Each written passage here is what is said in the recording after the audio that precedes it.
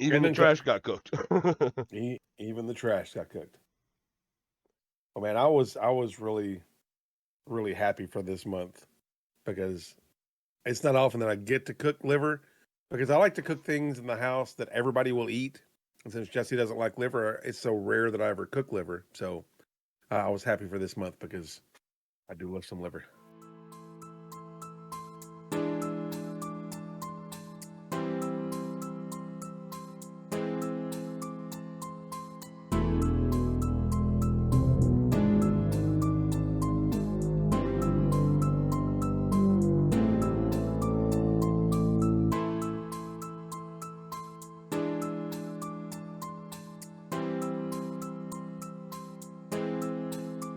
Welcome to the Flavor Savors, a podcast where two donuts talk about a bunch of schnitzel. Here are your hosts, Mike and Dick. What's up, Taterheads? Welcome to the February 25th, 2022 edition of the Flavor Savors. I'm Dick. And I'm Mike, and on this episode of Flavor Savors, we're going to be talking about our livers. Well, I don't drink that often, so my liver should be in good shape. No, you donut. We're talking about the liver that we cooked. Oh, yeah, this liver. Yeah, remember? Liver and onions, delicious stuff. Yeah, Come on, man. Or in this case, liver nuggets. we both did some liver nuggets. Yeah. I tell you, it's a good way to cook liver. So we've talked about this before already, but standard liver and onions is good to me. It's great. I love it. But I think I found my new favorite way to eat liver, and that's just pan fried with some salt and pepper in butter and served with fried eggs. Dude, I don't know why I've never thought about doing it like that before, but when we were talking about how we were going to cook liver for this episode, it came to me that it needed to be served with eggs. And when I thought, how we're going to cook it, you got to cook it in butter. Right? I mean, you want something buttery I want something buttery for breakfast all the time. So it was it was freaking delicious. I cooked these one in eggs too. They're just eggs are part of the coating, but yeah, right. There's eggs in there. Well, this didn't have any. I don't know if you can see it or not very well. Maybe we can throw up a picture or something. But this is the one with the eggs, and it was just like literally just pan fried it in some butter with salt and pepper. No extra seasonings, no extra anything. In fact, there's not even any onions with this. I take that back. There were some green onions with it. Yeah. I had green onions on the side, so I did actually have some onion flavor with this liver. But man, I'm telling you, this may be my new favorite way to eat liver. It looked nice. The eggs when you cut them on that picture, they just oozed right out, and I was like, man, I bet that taking the liver and dipping it in that, I bet that's good. And then I promptly went downstairs and made a sour cream onion dip for my liver, for my deep fried livers that I was having that night. Oh yeah. Like when I have fried eggs and I've got bacon or sausage or ham or whatever, I like to dip it in the yolk. And when I did that with the liver, man, liver has already got kind of a creamy consistency anyway. When you start chewing it, that egg yolk with it, it's so much more flavor on top of the liver flavor, and then the creaminess, it just kind of all blends together. It's really, really good. Yeah, I might do when we do the cured egg yolks, I might cook some liver and shred the cured egg yolk over top of it, because that'll be really good. Well, while I was talking about this episode and us doing liver and onions with people, and when I'm cooking the liver onions, I'm going into people's chats and talking to people about it. And every time, all I hear is how much everyone hates liver and onion. Tommy. Well, Tommy, Azriel, Jay Mitch's brother, like everyone I talk to, they hate it. I know that liver especially is one of those foods that you either love or you hate or you've never ate. Well, there's also, no in between. Either you're too scared to eat it, or you've had it before and you absolutely hate it, or you had it before and you absolutely love it. There's not it's okay. I've never met anybody. There's a cook right too.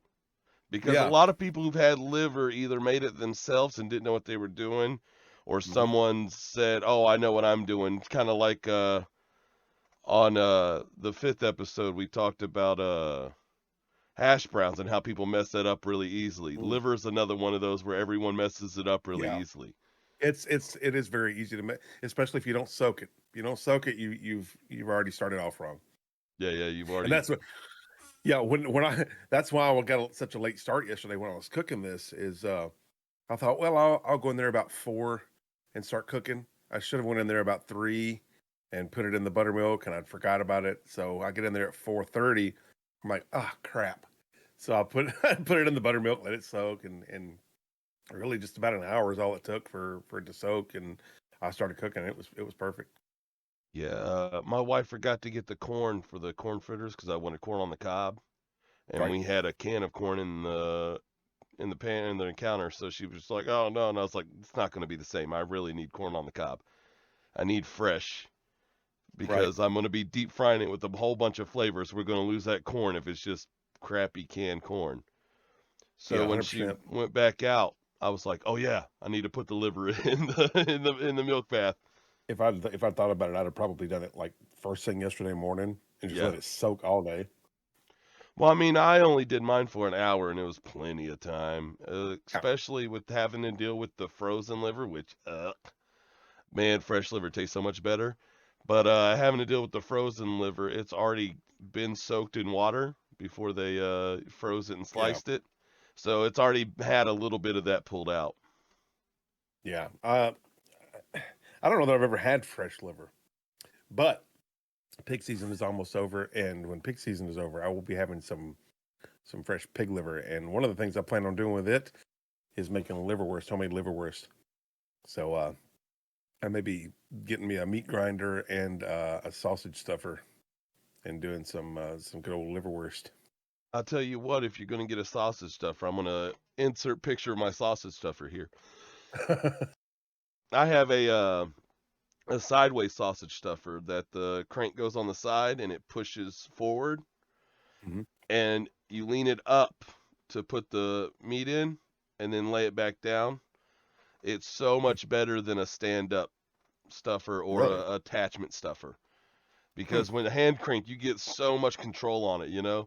When you're using the motorized stuff, you got a little bit of control, but motors do what motors do. You can't speed it up or slow it down. It just kind of is what it is, and you gotta get that casing in there just right. Well, not only that, but when you're stuffing, how fast you're putting that meat into the casing is key. Because you're going too fast and you're not letting the casing out enough, then you're overstuffing it. It's going to bust as soon as you try to cook it. Like, also, you want to get a good consistent. Yeah, you want to get a good consistent feel, so you don't have like one part that's real dense and the next part that's a little looser, because then you're going to have an inconsistent sausage. Yeah, so I always go for hand crank over. Nobody wants an inconsistent sausage, boys and girls. Nobody. Nope. You always want your sausage stuffed fully. Fully stuffed sausages. On the next episode of The Flavors. do. So tell me, you were showing me earlier your deep fried. Tell me about your deep fried liver. So what I did was, first of all, I don't know if you can see, but there's little bits of corn meal there. You can see the little white specks, like right there. So flour and white cornmeal. I took in, of course, as Alton Brown says, or Emerald Lagasse, his flour doesn't come pre-seasoned, so I seasoned it. Yeah. I got salt, my pepper medley, a little red pepper flake that I've taken and put in my coffee grinder and turned to powder for actual red pepper that's not cayenne. Right. Because I use that in my barbecue sauce. So I put a little bit of that in here. So that little bit, it's not enough to make it spicy, but it helps with the flavor of the liver. Yeah. It kind of takes away some of that liver flavor and boosts the breading flavor a little bit, so you're not tasting much of the liver. Some garlic, onion powder, just basic seasonings. But then I flour, I egg wash. My egg wash is egg, milk, and a little bit of flour for that glue texture. But I flour, dust it, egg wash, back into flour, dust it, egg wash, back in the flour, and then deep fried. So I got a flour coating and Double breaded. Oh, yeah, yeah. 2 bread coatings on it so that it's nice and like extra crispy style from KFC, where it looks more like, because I'm trying to fool my kid too. So it looks more like chicken. More like a chicken finger. Yeah. And you bite into it and you see that it's mostly breading. Mm-hmm. So, I mean, there's liver in there, and it tastes like liver, but it's not as much liver, so you can trick. Like I said, I've been talking to people and they hate liver. And I'm like, I could fool you. I don't know. I could have you eating liver and loving liver and not realizing you're eating liver. It depends on if they've ever had liver or not, because I know people who literally gag smelling liver. So if they tasted it, it would be even worse. So Well, that's what I'm they saying. would probably. It's like you're talking about your wife with the alcohol smell. Mm-hmm. It's the same thing with them with the liver smell. They've just had bad experiences with liver before. So Yeah, that's what I'm one saying guy, about this though, is you don't even taste the liver. You can see the liver in there. It's yeah. clearly got liver, but I mean, I'd eat it either way, man. yeah. But the people who don't like liver, I can almost fool them into not thinking they're eating liver because of all the breading and the egg, and it tastes like chicken fingers. Now, did you dip that in anything? Yeah, I made a almost like a French onion dip, Right. some sour cream, some onion soup mix, a little lemon. Blended that up with the blendy wand where all the pieces got just destroyed. Hashtag blendy one. Yeah. An emulsion blender, if you will. An emotional blender. Yes. I can't stop eating this liver. Bro, I'm over here. I just picked up a little poop nugget and I'm gonna eat it. Well, here's the thing, man. So I cooked 2 pounds of liver yesterday, right? And before I even started cooking, Mac's dad called and said, "Hey, we're gonna come by and pick him up and take him to dinner and let him hang out with us for a few hours if that's okay." And Jesse said, "Yeah, it's fine." So Mac missed the liver. When he got home, like in the middle of him being gone, he called and said he wasn't feeling good because he and I both got our COVID booster shots Saturday. And my arm is still sore. It's not as bad today as it was yesterday, but my arm is still sore. But he also got his annual checkup last week. He got his COVID booster shot, and he got a flu shot, all in like a 3-day time span. Man, I feel sorry for that kid. He was feeling like dog. He's still not feeling good today. He's home from school. He's still into bed actually. But so I cooked all the liver, and when he got home, I'm like, "Man, you missed the liver." He's like, "I'll get some tomorrow." He felt bad, so I knew he was feeling bad if he turned down liver. He went to bed. I got up this morning and I had left the plate of liver with all the stuff on it wrapped in aluminum foil in the fridge. The aluminum foil was loose and ripped, and I'm like, "Oh, yep, he got into the liver." But he only got like one nugget. I'm like, "Oh, please don't let him have eaten all that stuff because I need some for the podcast." But he didn't. He ate like one of the nuggets or something like that. So Yeah, probably just was like, I wonder how it tastes. Bop, bop, bop. He probably tasted it like it doesn't taste like anything. Because honestly, that has such a mild. These nuggets have such a mild taste to them. Because what I did was, hold on to your grits, boys and girls, because I'm about to tell you, this was not a pretty sight.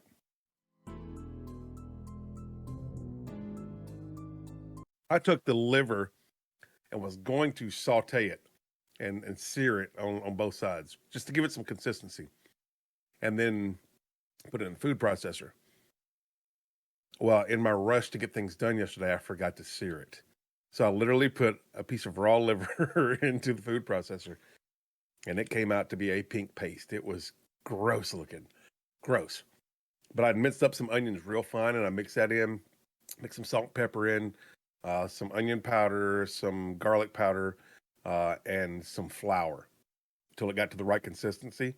And then I took scoops, like the little small, looked like ice cream scoops or whatever, food scoop, and scooped them into balls into the flour, and then just dusted it off and flattened it out into a nugget shape.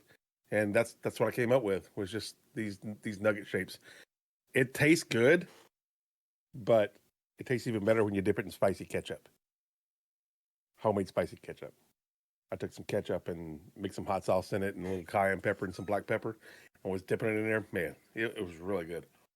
See, that's why I was telling my wife that she should do with the these leftovers that we got of my deep fried is people like to eat liver and ketchup. I was like, you should really try that because you and Bram love dipping crap in ketchup anyway. So this has such a mild. You're talking about how yours has a mild liver flavor.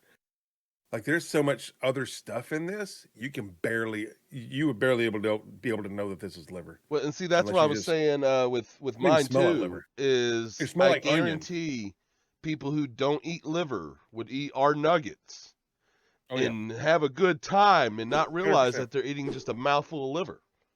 100%. So all you 100%. people who are like, oh, I would never eat that because it's We challenge mushrooms you. or because it's liver, I guarantee there's a way that we can find to cook it. Oh yeah, one of us can come up with a reason for you to try it at least. Yeah. You know. Well, and I've had people who are like, it's the consistency for me. I was like, all the ways that I've That's not a cooked it thing. this time, you can't even find my liver in my liver. The one that I did with the egg that I served with the egg was it's just the liver fried in butter, so it's extremely easy to know that is liver. Yeah. But the consistency is big more piece like of liver. the consistency is more like a thin steak. I mean, it's got a steak feel to it. Yeah, but that texture and that flavor is still gonna be liver though. Oh yeah, the flavor is well, aside from tasting the butter, the flavor is pure liver. See, and we're gonna have video and pictures coming in behind us as we're talking about this. But the liver that I made, where I didn't deep fry it, I actually pan-seared some with some Valdelias and whatnot. I made mushroom gravy, and then after I pan-seared that liver, I sliced it real small pieces, put it on a plate, covered it with onions, covered it with mushroom gravy. Oh yeah. You could not even know there was liver there. If you would just take a bite, you don't feel it, you don't taste it. You have to like search for it and go, oh, there it is. That's the liver. I like to know there's liver there. Yeah, well, I was trying to, because of everyone that, being a naysayer, I was like, all right, you want to play this game? Yeah, I like to know that my liver is there though. I knew you were gonna do I big love old liver, honking pieces of liver, so I was like, all right. Yeah. Well, I usually when I do my standard fare of liver, it's I just take and soak it, and then I take it out and dip it in the batter in the seasoned flour because like Dick's, mine doesn't come seasoned, and it's usually salt, pepper, onion powder, garlic powder, and sometimes a little smoked paprika. I didn't paprika it yesterday though, and I just dredge it. I don't double batter it. I just literally dredge it through there, shake off the excess, and throw it in the oil, and it gives it a little bit of a crust. And typically, I'll do like a gravy with it sometimes. Definitely the bacon. This time, I decided something different. I'm gonna tell you right off the bat, it's not very appetizing looking, but the bacon bourbon jam that I made last month, on top of it, it's. I can't even begin to tell you how good this was. If you like liver at all, you have to try it with some bacon bourbon jam on it. It gives it so much more complexity than over like regular bacon or onions. It's so good. See, when I just fried my pieces, I didn't I just, like you did. But I didn't have a lot of oil in the pan, just the grease leftovers from cooking my onions. But just a single coating in flour to get that dusting on it, shake it off really nice, and then just lay it in the pan and let it go until it's brown on both sides. Same. Mine's even like a little bit. You wouldn't even call it a mid-rare, but I would call it a mid-rare on liver, where there's just that line of pink in the very middle, where that middle's still just a little bit creamy. And that's where I stop mine. Typically, when I'm cooking like a thinner piece. Like this is the thickness of the piece of liver with the braiding on it, with the flour dusting on it. Yeah, when you get it frozen, it comes out thin. Yeah, so it's hard to do that with a thin piece, but a thicker piece definitely give it that little line of Yeah. Well, that's of why I, basically it's basically raw. pretty much. I mean, it's heated through, so it's Heated, cooked, but yes. it's It's it's still not basically raw. it's not got that cooked texture yet. But Right. that's why I had to go to another town because all the frozen liver that I found in this town was that stuff that's eighth of an inch thick cut. Yeah. So I went. That's why I did the mushroom gravies too, because the place I went had a beautiful selection of dried mushrooms. So I was able to get some nice looking morels. But Ooh. yeah, and then I was able to. I'll talk about it in a minute. It was so good. That morel gravy was so good. No, talk about it now. Maybe come on, keep going. Well, I went. So I had to go to it's a place called Food City here. Right. Um, it's like another place called Ingles here, but a little bit more expensive. But they had the quarter-inch thick cut frozen liver. So that's what I fried up. So I was able to get that little middle piece. Right. But the morels, they were dried, so I took them and I sliced them, and then I put them in some warm water and made a morel tea, pretty much. And then I took the morels out and put them in the actual morels. I put them in the pan with the bacon and the onions and let them cook. And then when I made the gravy, I poured that morel tea into the gravy, and I know a lot of you guys don't like mushrooms, but when they're cooked right, I don't like mushrooms cooked wrong, but when they're cooked right, man, it's like little pieces of meat. To me, it's hard to get mushrooms wrong. It's possible, but it's hard to get mushrooms wrong. I can eat them raw. The only way that they could be wrong is if they're too watery. Yeah, I was gonna say the only way that, in my opinion, that they're wrong is if you just take mushrooms and cook them to that first step, because then they're weird slimy things. Because cooking Yeah. mushrooms is about 4 steps. First, you put them in a hot pan and you pull the water out. That's step 1. Step 2 is you evaporate the water. Step 3 is you hard sear them on all the sides, and then you have cooked mushrooms. But if you How- just do the step 1, you've just ruined mushrooms. See, I will eat mushrooms. One of my favorite things on like a salad bar at like Golden Corral or some sit down like that is the mushrooms. They'll take button mushrooms, the smaller ones, And just slice them. Yeah. no, whole Oh, whole? in a big tub of butter. Yeah. Oh, And okay. they just soak and cook and Oh, yeah, I know what you're talking about. I could eat my weight in those mushrooms, man. And those would be good with the liver too. The consistency of the mushroom when it's cooked like that is about the same consistency of liver, but that extra flavor of the mushroom and the butter, oh, that would be so good with this. Yeah, when I pan fried my liver and onions, I had calf liver and beef liver. And one I did with a shiitake mushroom gravy, and the other one I did with a morale mushroom gravy. Mm. It was nice. And then they each had a little spot on the plate, and I had some Brussels with some bacon and onions. Man, it was a good dinner. When I cook liver and onions, I usually do like mashed potatoes because I usually have a gravy with it. So I'll do like mashed potatoes. I have done the Brussels sprouts with the onions and the bacon before. Um, and I've also done asparagus with it, which is, that's kind of a weird pairing, but it's really good. To be honest, I wanted to do asparagus because the reason I got Brussels is because we were at Food City and they had a great selection. It Right. wasn't this, small town, no selection place where your Brussels, you're lucky if they're not already moldy when you try to buy them. Yeah. But they had asparagus there, but my son doesn't like asparagus. So, Oh, wow. One thing he doesn't like, asparagus. yeah, there's not many things that he doesn't like, but asparagus, the flavor's just too strong for him. So does he not like the flavor of asparagus, or is it a textural thing for him though? It's the Because if flavor. you cook, is it? As I say, I've known people who don't like cooked asparagus, but they'll eat it raw. No, he Like don't the like top it. part where it's Yeah, he don't like like it about the top anyway. couple of inches, you cut it up and It's real good. I think it's real good. He don't like the smell of the pee afterwards. He don't like, because I try to get him with who everything, does? bro. Who I Nobody likes the love when smell. you eat asparagus and your pee's all smelly. I'm like, ah, asparagus. Oh, gross. No, That's like when you eat something corn and the next day you're like, ah, my body works. Gross.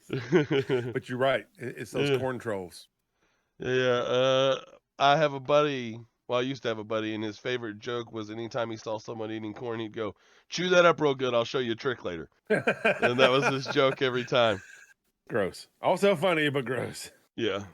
Speaking of corn, with my fried liver, I made, well, also speaking of poop, I made these corn onion fritters, and I put them in a bag, and I piped them into the deep fryer so I could mess with my son and make him look like poop. But man, they are delicious. I bet. I took the onions and I caramelized them before I put them in there, and then I took fresh corn on the cob, and then I took all my battering stuff, all my flour, my egg wash, and all that from making these, and I mixed it all together with the corn and I just dropped it into my little fritters.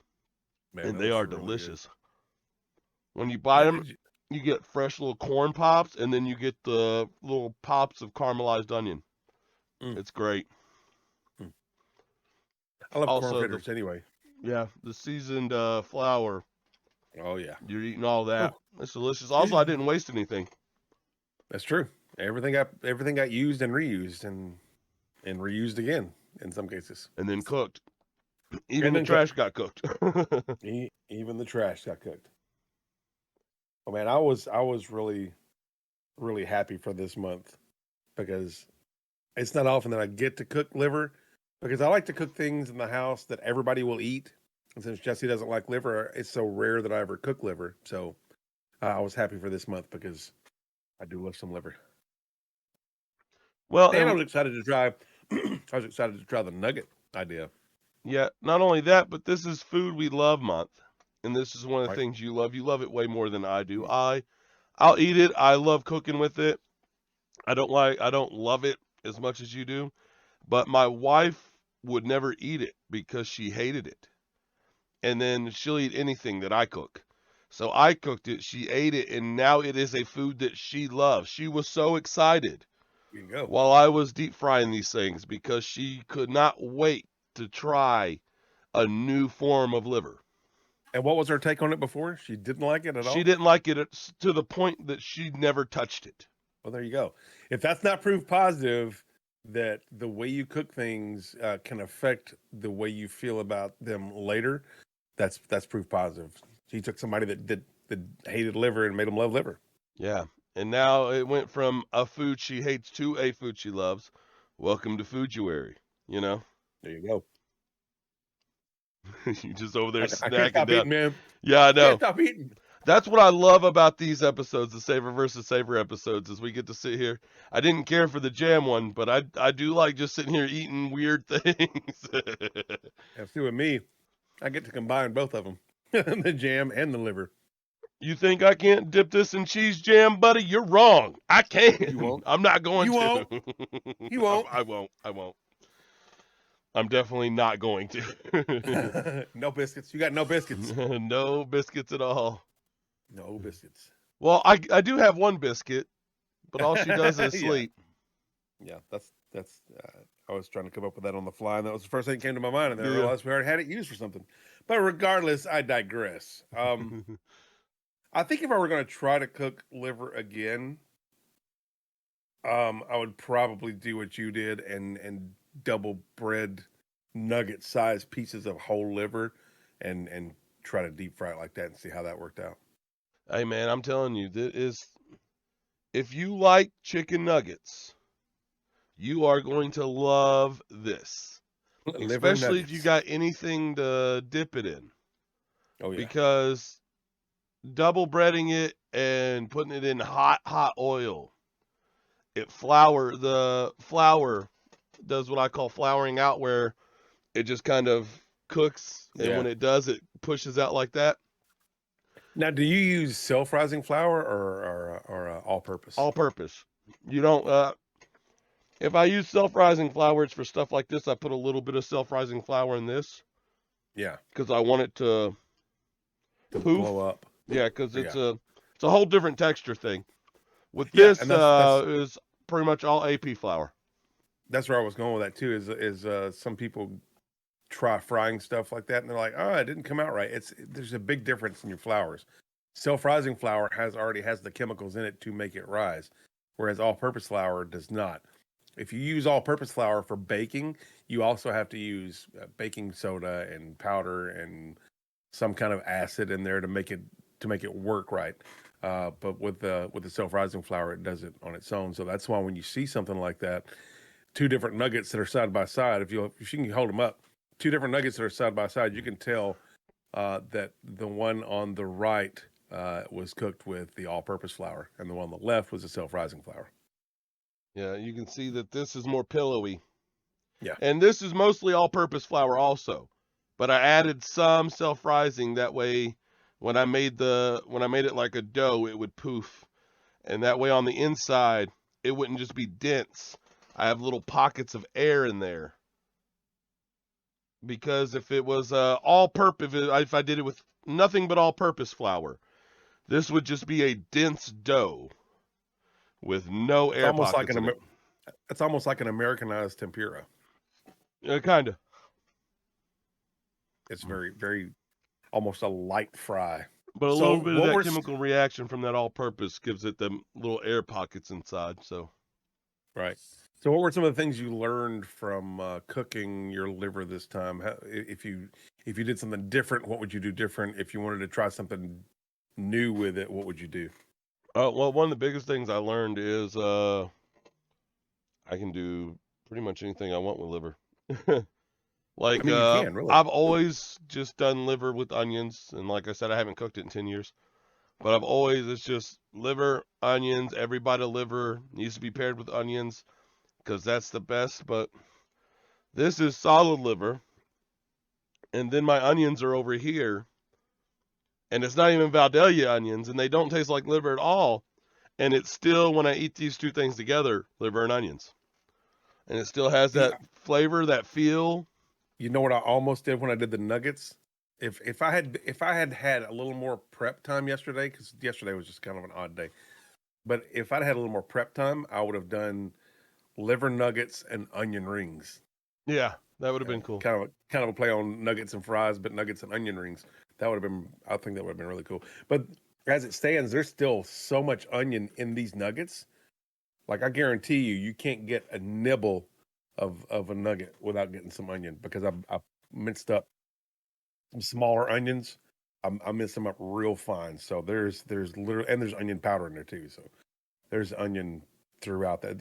You taste it's very onion heavy on the tongue, as you know, when it goes for the rest of the flavor. That's what you taste. For everyone who's looking for band names in these episodes, onion heavy. Onion heavy. That's right. Or onion forward, if you will. Got peach forward, onion heavy, full yeah. frontal blackberry. We got a lot of. Yeah, we got all kind of. You just keep listening to us, and we'll come up with like a Russian roulette of not a Russian roulette, but a wheel of band names. Yeah. Any food band name you ever want, we're gonna have it. Trust me. Liver nuggets. Liver. Who'd have thought about that? Liver nuggets. Both of us, obviously. Yeah. I want to try the liver nuggets again, but I want to try it the way I was talking about before, and that's to kind of partially cook the liver, just a good scorching sear on the outside, and maybe instead of putting it in the food processor, maybe just hand cut it with a knife. Just dice it. Yeah, dice it up real good, and maybe a little egg in there with it instead of so much flour, because it really is a dry nugget. Maybe some egg in there and as a binder. Hey, like I said, do your onion rings first, batter and do your onion rings, and then take the leftovers and and make just reverse what I did. Yeah, just do it and reverse engineer the nugget. Yeah, where your liver nugget is the battered part, and your onion ring Right. is the double dip part. Nah, man, when I do onion rings, man, I have to do the wet batter. I always do a wet batter, and it ends up falling apart. And it's almost anybody that's ever eaten at the Varsity in Atlanta, or any of those like greasy spoon, diner kind of joints that the onion rings are just kind of the batter is kind of falling apart on it. It's still on there and it's still held, but it looks like it's all cracked up and stuff. That's my onion rings. Yeah, Love those kind of onion rings. I do them almost. I anytime I deep fry it, I almost do it the same way I did these liver, where I just flour egg as many times as I'm. Especially like See, that's how I do country fried steak. Is double or triple batter. Yeah, fried pickles, triple, quadruple batter on that, because I want to bite in. Like, I want to have to try to bite through the batter. That way, I'm not just pulling a pickle out. I'm actually biting through the pickle. Right. So I'll batter them up, bro.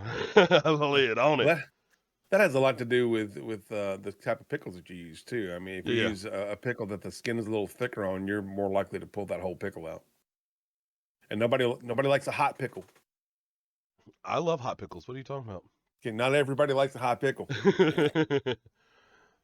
Man, I eat fried pickles so much that I've eaten so many hot pickles, bro. I don't like a warm pickle. I like a spicy pickle, but I don't like a pickle that is temperature warm. That's not not for me. You ain't eating deep fried pickles. Probably not, just to be honest with you. They're pretty good. You'd be surprised how good a deep fried pickle is. I'll try anything. Yeah, I'll have to make you some deep fried pickles one time. I'm surprised, being from the South, you haven't had deep fried pickles. I had deep fried Oreos. Go to any carnival or festival or fair down here, and you're gonna find the deep fried Oreos or Snickers bars. Oh. See, what I do is I make my pickles, and then I'll kind of thick cut them. Mm-hmm. And then, like I said, triple, quadruple flour coat them things, and throw it in hot oil. And it gets down to the pickle. It cooks the pickle, but man, You said, I thought when we talked about this before, you said that you deep fry the spears. Yeah, I've done that too. Oh, okay. But you typically do. I've deep fried whole pickles too. I do it all, bro. Pickle chunks. Get one of those big old honking pickles that you get at like the convenience store. Well, or like anytime I make pickles, I'll just, I cut them up all kinds of different ways. I saw somebody, it might have been on TikTok. They took kielbasa or a bratwurst or something and cored it out and slid a pickle spear in there and then battered that with like corn dog batter and then fried that. Oh no, there was cheese in it too. Maybe he put cheese. I don't remember. There was cheese in there somewhere too, but there was pickle and a big sauce. It was it looked really good. The way it was fried, it looked really good. I would try it. I'll tell you another thing you do, since we're on this subject, we'll cover it in later episodes a lot more in depth. The same thing with the pickle, but take jalapeno pieces and cut them long ways. Oh, yeah. Where you like cut it in half, then cut it in half. Right. And then you just have the long pieces, almost like you would eat with Church's chicken. But right. You take that and you can have it pickled or fresh. It doesn't matter either way. You batter that and just deep fry it. That's pretty good. So you said you did a pan-seared liver also, right? What tell me about that. How did that go? I did 2 kinds of pan-seared liver. Not only that, before I get into that, I went and bought a new piece of cast for this month's episodes. The video might have already played, or it might be playing now. But I took in my old cast iron, I fried my bacon. That way I can get all the grease, because I wanted bacon in my liver and onions too. But I got all that grease rendered down. I took the bacon out. And then I took that oil, put the seasoning on my brand new piece of cast, threw that in the oven. And I heard when I was listening to episode 5 in the edit, you said that you do a high heat for a short amount of time when you do your season? I do a high heat for a short amount of time, or I do it the other way. Mid-range heat, or a mid-range heat for a longer amount of time. Yeah. Really, as far as in my experiences, as long as you get the pores on the metal open up, and I know that sounds like No, you're right. odd, like, but there are pores in metal. As long as you get those pores open up enough to accept whatever grease you're putting into it, and then when it cools down, it kind of closes. carbonizes, I guess. Yeah. Closes them up, but It it starts holds to that oil into the metal. right. And that's kind of what's happening when you're seasoning something is you're carbonizing the grease into the metal. We were talking about on episode 5 about washing cast iron, and if you use soap, you're getting rid of the oil, not the seasoning, because the seasoning's what's locked into the metal, but the oil that you cooked with is what's on top. If I were to just wipe that bacon grease on the pan and then wash it with soap, all that oil's gone.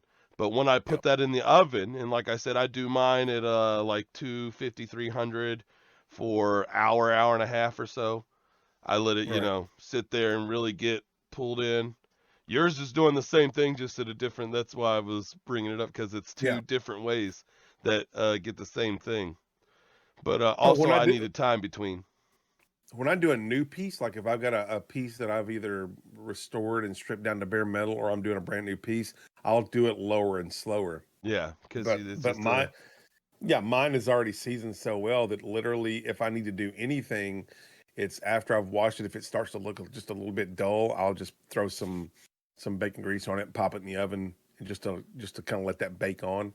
Yeah, and a lot of times what I'll do is I'll put it on like 450, and as soon as the temperature, I'll put the oven on 450, put the pan in there with the bacon grease already on it, and when it comes up to temperature, I'll cut the oven off and just let it sit. Yeah. So it cools down in there too. Right, and that's for one that I've already had seasoned. Yeah. Like I said, I'm just so used to the low and slow that it's just ingrained, and that's what I do. So I always, wipe mine down with oily cloth or a paper towel or whatever, bacon grease, olive oil, whatever I'm seasoning it with. And I do this maybe once every other month, even if it needs it or not. I don't care. Once every other month, I'm giving it a wipe down just because I love my cast iron and I want it to be nice forever. Well, let me address something that you just said. You said you use a paper towel, and I've been known to use a paper towel too. However, if you're new to cast iron, do not use a paper towel, and here's why. Because chances are you're going to have a newer piece of cast iron, and as you're rubbing it down with a paper towel, those little flakes of paper towel get rubbed off. You know what I mean? You gotta know what you're doing. It'll get baked in, and it'll screw it up. So use I use like a tea cloth, a tea towel. That's how I'll do it. Or you can use like some cheesecloth or something like that. Something that won't give off a bunch of fuzz. Yeah, see, mine's so soaked in grease that it's not going to do that, and I don't push it. I'm rubbing mine in right. Yeah. But then I turn it upside down, put it in the oven, and let it go for sometimes 3 hours because I'll forget about it. But once you start it at that medium to low temperature, it doesn't really matter how long it sits in there, as long as it sits in there for a while. Yeah. And then so I did that. I went ahead and seasoned it right there on cam, threw it in the oven, stopped recording, picked recording back up with me taking my 6 Valdelia onions and piling them into these 2 pans. And then just caramelizing them down, because I mean it was a mountain of onion in each 12-inch skillet that I have. And then they were going at different temperatures, so one got done faster. I needed it to happen that way for cooking my stuff. And then I pulled the onions out of the pans, put the livers in. They were just dusted with seasoned flour and thrown into the hot pan that had the bacon grease and the onions cooked in it. Let that sear on both sides. Got that nice creaminess in the middle like we were talking about. And then when I pulled it out, I made the gravies in each pan.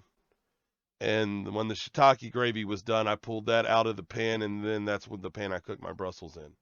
So I was just like in the process going. I have a good time when me and my family are in the kitchen and we're rolling. Elbow D. If you've never watched one of his streams on Twitch, man, you gotta go watch him when he's cooking, because the man gets into it. He gets down with the cooking. Yeah, I'll have like I enjoy cooking, but this man loves to cook. Well, to be honest, it's the process of it. Because my son's my sous chef, my wife is my biscuit, and we're just going. So anything I need, my biscuit gets. Anything my sous chef can handle, he gets. You could also call her a gopher, but like I'm just ordering things around while I'm over a stove sweating. We have a little kitchen going on back there. It's a fun process to do as a family. See, with our kitchen, it's so small that if me and Jesse and Mac were all in there at the same time, we wouldn't be able to move. It's just, we're not small people, and the kitchen is not very large. So Mike's wife used to laugh at me all the time because I have this dance that I do in the kitchen, and I'll wear socks in the kitchen, so I'm sliding back and forth, so I look like some hip hop dancer, like Michael Jackson back in the day, where he used to do the spinning around, but his feet look like they're just gliding. That's the way my feet do. I'm all over the place. I'm from the kitchen, from the fridge to the cupboard to the pantry, back over to the counter, back over to the stove. I'm just all over the place, just doing circles. That's my kitchen dance. You make that joke, but we're not small people either, and I guarantee my kitchen's smaller than yours. I've seen your kitchen, sir. Mine is a literal alley. If me and Danielle want to pass each other in the kitchen, I've got to put my belly on the stove, and she's got to put her butt against mine, and we squeeze past each other, and then you're trapped on the other side until we can do that again. Yeah, that's probably a little smaller than my kitchen. Yeah, like I have a line of cabinets on one side with the sink in the middle, and then a line on the other side that's like stove, and then shelves that I've put. So you got a galley style kitchen, pretty much, and it's not a very big galley. See, we've got a small box. Our kitchen is like there's an island here, and then the sink, and then the stove, and then the refrigerator's like on the end of the island. There's a walkway between the island and the fridge, but it's on the end of the island, and then our pantry goes along. And when I say pantry, I mean a line of shelves. I moved the fridge into the living room because I wanted more room in the kitchen. That's a small kitchen. Yeah. That is a small kitchen. It's tiny. That's why I'm saying if people knew what I did with the space I have, it would blow their mind. Oh, yeah. It's crazy. I have like racks hanging up on that I've chained to the ceiling so I can hang pans up and utensils. Like, it's horrible, but we work with what we got. When my wife picked out this house, she wasn't thinking about kitchen space. The next house you get, if you get another house, you'll I guarantee you'll have a bigger kitchen. Probably not. Yeah, you will. Yeah, you will. I know you too well to think that you'll have a small kitchen. No, yeah, you do. No, trust me, I don't. Like, that's not. I'm not into buying a house, man. That's not my bag. She can do with that. So this month we've talked a lot about not just liver, but about offals and stuff too. And I was actually watching something, one of the homesteading channels I watch on YouTube. They cook beef heart regularly. And when I say regular, I mean once every couple of months they've got a new beef. They've got a beef heart, so they'll cook it. And I was thinking, the way she was describing it, it's very steak-like in texture as well, and it's very beefy tasting. But there is, the organ. Yeah. Well, its job is to pump blood, so. Right. Well, it's also it's a muscle, so it has the texture, but it's going to have the flavor of like a liver because, like you said, the blood flowing through it. But I thought what would be cool is to render some beef tallow, which beef tallow is the same thing as pork lard. It's just the fat from the animal, and it's from a cow. So if you did beef tallow and you fried your mushrooms and bacon in the beef tallow, not the bacon, but if you fried your mushrooms in the beef tallow, and then did like maybe small cuts, like bite-sized pieces of beef heart and beef liver, I might get down with that. maybe even tongue and kidney. Yeah, I'll tell I you could something. probably get down with that. Get friends with your local butcher because you can get free beef fat and stuff like that. Because Oh yeah, they, bones. yeah, they'll throw it away, or the fat, they'll put fat injected into hamburger and stuff like that to try to get rid of it. But they've just Yeah. always got a plethora of bone and fat, and that's flavor. That's all that is. That's where all the flavor of the animal Oh yeah. is. Bones especially. You can boil. I mean, you can make just regular bone broth instead of having chicken parts or beef parts or vegetables or anything. You can literally just boil bones and make bone broth, and that it's very nutritious. There's a lot of minerals and smaller micronutrients and stuff in there, as well as a lot of protein. So yeah, I had a buddy when I lived in Virginia whose best friend was a butcher, and his pit bull always had a femur. Always. oh yeah, A whole cow femur. Always.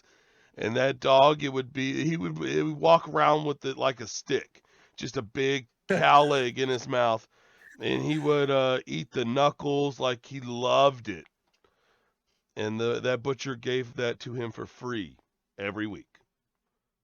yeah, definitely. I second that. Definitely make sure you find a local butcher and buddy up.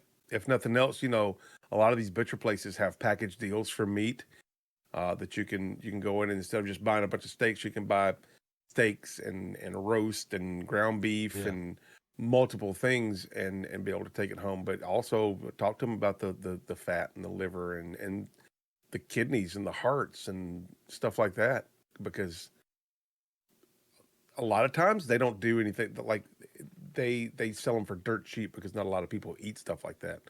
So, you never know what you might discover that you like and that you can get for relatively cheap from your local butcher. Yeah, we're not saying go and try to just use your butcher, but go in there No. and see whatever his special is of the day.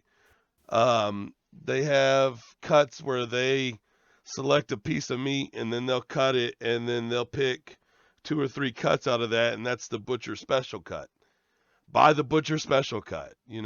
That's how you Yeah. buddy up to your butcher, is by getting the meat that you want and just spending a little bit extra. But then you're like, hey, do you have any beef fat for sale? And they'll be like, no, but I'll give you some. And then you cook that down, and now you have tallow, Yep. like Mike's talking about here. Yeah, and that tallow is good for like tallow stores well. Tallow again, like lard, it stores well. So and it's good for frying just about anything. You can almost deep fry in it. I made That adds a good flavor to what you're frying too. I made care packages one time and sent them out to people with just meat, smoked meat and barbecue sauces. And Mike got one of them, and I said, "Hey, Mm. you want some some brisket fat that just happens to have barbecue flavor in it?" Yeah. Yeah, So I sent him a big old yeah, pint jar of that. yeah. It all got used. Yeah. All of that stuff got used. All of it. It's I good look. in everything. Yeah, I know we've talked about before on the show about how you grew up very poor, and I didn't grow up poor, but I was definitely not rich. And my family, I'm the youngest of my siblings. My oldest brother is 20 years older than me, so my parents were in their 30s when they had me, and my grandparents went through the Depression, so they learned to use everything that they could when they got something. So anytime we bought something, if there were extra parts to it, we always figured a way to use it. The fat on things either got rendered or boiled for juice and sauce and gravies and stuff. So we tried not to waste anything. And the older I get, the more I realize that you can do so much more with things that typically people waste. So like we're talking about going to the butcher and getting the bones, you make a bone broth out of that. Well, it doesn't just stop there. You buy a whole chicken and you roast that chicken, or you grill that chicken or whatever. When you're done with that, take all the scraps from the chicken, including the bones, and put it in the freezer until you have a couple of 3 chickens, and then make a big batch of stock and just boil that, can it up or freeze it or whatever, and use that when you're cooking beans or rice or anything that requires water as a liquid, put that in instead. It'll give it an extra layer of flavor, and you're not wasting anything. Then you take all the bones and stuff from where you've boiled it to make the stock, grind that down, feed it to your dogs. Yeah, and if you don't want to wait and hold the bones in the freezer, another thing you can do is go ahead and pull the chicken off the bones and then boil the bones, then pull all the bones out, and everything that's left is still edible for humans. Right. So you could take, you can get all your knuckles and whatnot out of there, but then you could take that and put it into a soup or whatever, blend it up, and then just put that liquid in the freezer and just store the liquid instead of the bones. You could do it either way, and it doesn't matter. It's the great thing about all the trash is it doesn't matter. Yeah, as long as you're using it, it's like we've talked about before with cutting off the ends of onions or potato peels or celery leaves or ends or butts or whatever. All these scraps can be used to make stock, can be used to make dog food, actually. So we've talked, Dick and I have talked before, off mic about how we take chicken stock and beef stock and anything that we're making, all the scraps that are left over in there, because we both cook our stocks for days, 2, 3, 4 days to get that good, rich, thick stock, and all the scraps that are in there have been so hyper cooked that they are brittle. You just put them in a food processor and break them down and feed them right to your dogs. You don't have to worry about them choking on a bone shard. You might have one that's kind of in there. Just pull that out, but you can feed all that to your dogs. Go to a yard sale, find you a dogs. cheap blender at a yard sale, and that's exactly right there what you use it for. You just use it Right. for bones. It was a Or a food 25-cent processor. blender. Yeah, whatever. It's just going to grind bones until it breaks, then you throw it in the trash and you go do that again. Yep, exactly. Another thing that's great about storing broths and stuff is, let's say I cook my bones for a couple days, my chicken bones. I pull all the bones out, I pull all the meats and whatnot out, I separate everything, blah, blah, blah. And then I just take that liquid and keep cooking it until there's less liquid. And now I have more space for storage because I didn't need all that water content because I can add that water content back in later. Right. You can condense everything down and then later add water, cook it a little bit to get everything going again. And you just store it even better. And you've got all those compact flavors, or cook it down to where there's no liquid. And now you have this little dust, and now you have bouillon. And you can add that dust to whatever, dehydrate things. Yep. You can actually take if you keep the stock thicker and you just happen to have, I don't know, $2,200 laying around that you can go buy a freeze dryer. You can do the same thing with that. Yeah. You got to have that $2,200 laying around. I mean, you can pull out a loan. Yeah. Aside from that, though, if you do it the way Dick's talking about, you're boiling the water out. The flavor stays behind, and that's why it becomes so concentrated with the bouillon. It's literally just flavor dust. Yeah, and because you cook the bones in there at some point in time, that's going to be like a little gelatin. Yeah. So you'll have collagen, you'll have calcium, you'll have the protein from the meat and everything. You'll have all these flavors, but yeah, it'll go through a little jelly stage before. Meat jelly, is that what we're talking about? No, it's last month, right? Yeah, that was January. We're done with that. That was January. We're in February now. Let's focus. Stay focused. Yeah. I mean, we got off topic a little bit, but you take the beef stock that you're talking about, and then you make some liver and onions with it. Yeah. Well, I mean, you can braise the liver and then use that liquid for gravy. Yeah. I mean, yeah. When you get into a subject like that about using things, like I said, I have rosemary bushes. I dug a koi pond behind them and then never filled in the koi pond with koi. So we just started throwing all of our scraps there and churning it for compost. Right. That way my rosemary can just eat it. And I got blueberries right there. So I'm pretty much just feeding that. But if it wasn't for that, I would always take my scraps and make vegetable stock. Yeah. And it doesn't matter what you got, minus like broccoli or cabbage, but It depends on it really depends on what mood I'm in when I'm cooking. Like if I'm in a rush to cook, it just goes in those scraps go in the compost bucket because we garden too, and we've got a compost bin outside, so it'll go in the compost. If I'm doing things a little more deliberately and I've got some time on my hands, I'm not rushing, I always pull out the bag out of the freezer and put it in the bag. We keep a gallon size bag in there for vegetable scraps and one in there for chickens. So we always try to nothing gets wasted is what I'm trying to say. Yeah, it either goes in the compost or it goes in the freezer for stock. It's a good ideal to have, because then you come up with things like this when nothing gets wasted. Right. The less you throw away, the less money you're spending. That's right. And if you're spending less money, you can spend more money on us, because I'm Dick. That's right. And I am Mike, and we appreciate you guys listening to this podcast. Be sure you follow us on all of our socials listed in the description below, and we will see you guys or listen to you guys. You'll hear us in the next episode. Take care, guys. Wrong. Thanks for listening to the Flavor Savors podcast. Be sure to follow us on our socials listed in the show notes below. We'll catch you next week with a brand new episode.